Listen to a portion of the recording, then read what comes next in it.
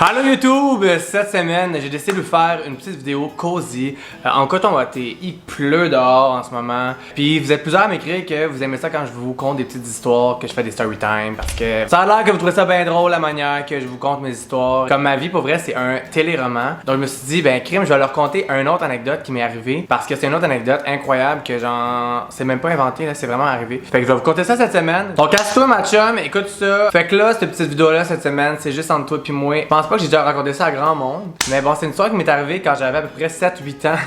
Quand j'avais 7-8 ans, quand j'étais un enfant, là, il m'arrivait pas mal d'affaires. Mais là, ça c'est la première que je vous compte. Là. Quand j'avais 7-8 ans, j'étais allé à Disney World avec mes parents, donc à Walt Disney, en Floride, tout les choses. Ok. Donc on est allé à Walt Disney, c'était bien le fun. On a vécu le rêve, j'ai vu Mickey Mouse, j'ai vu les petites mascottes sur le side, c'était incroyable. C'était le conte de fées, tout les choses. Puis quand on est revenu de Walt Disney, ben évidemment on prend l'avion. Moi c'était la première fois que je prenais l'avion, fait que j'étais vraiment stressé et tout ça. Mais là on revenait, fait que c'était comme la deuxième fois. Fait que là mon père il décide d'aller aux toilettes parce que c'est normal, on va aller aux toilettes. Fait que là moi je décide d'aller avec mon père aux toilettes. Fait que là on va aux toilettes. On va aux toilettes. Prenez un shooter à chaque fois que je dis le mot toilette, toutes les choses à soir.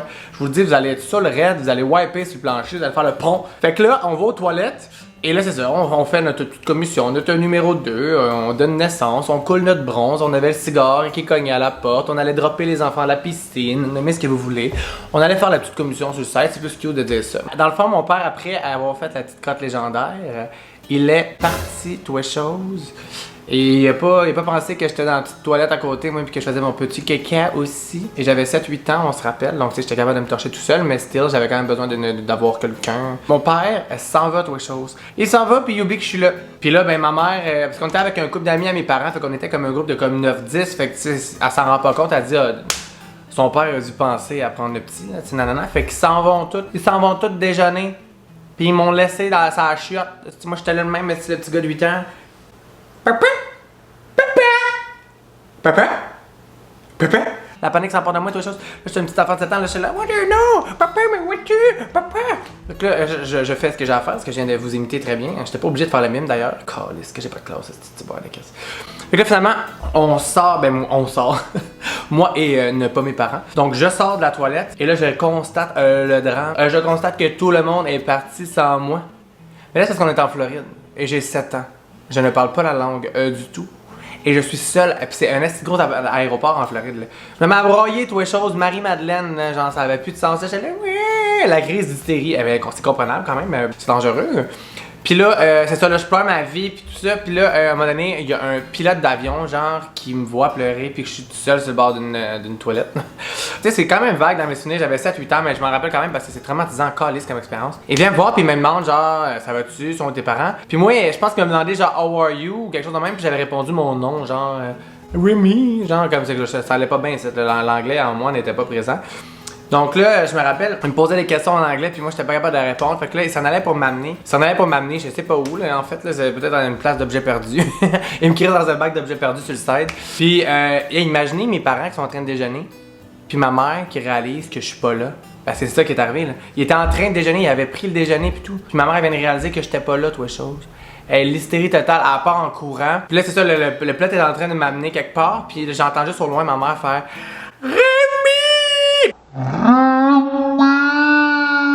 Puis ma mère, elle a une voix, là, j'aimerais ça l'amener sur ma chaîne un jour d'ailleurs, je travaille là-dessus.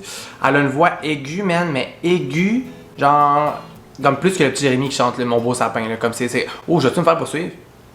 Puis là, moi, je me retourne, puis c'était vraiment comme dans un film américain, comme on était là, genre.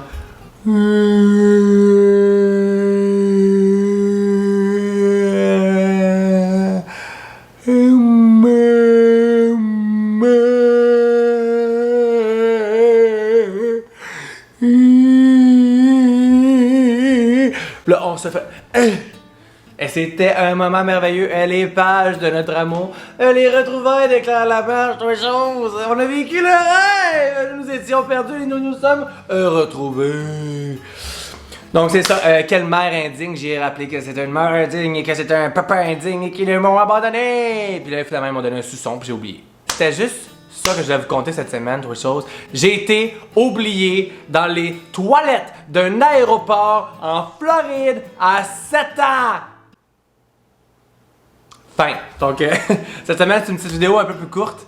La semaine prochaine, sur ma chaîne, je suis avec Claudie Mercier. On va faire des challenges incroyables et j'ai hâte de vous montrer ça. Vous allez voir, ça va être épique en tabarnak. C'est ça? Ben abonnez-vous à ma chaîne si c'est pas encore fait. Regarde, j'ai presque 2000 abonnés, c'est mon rêve. Donc on laisse un thumbs up et on se voit jeudi prochain. Et je vous aime, je vous aime, je vous aime d'amour. Et n'oubliez pas vos enfants ou vos frères ou vos amis dans les toilettes. Dans les toilettes des bars ou dans les toilettes des aéroports, c'est traumatisant.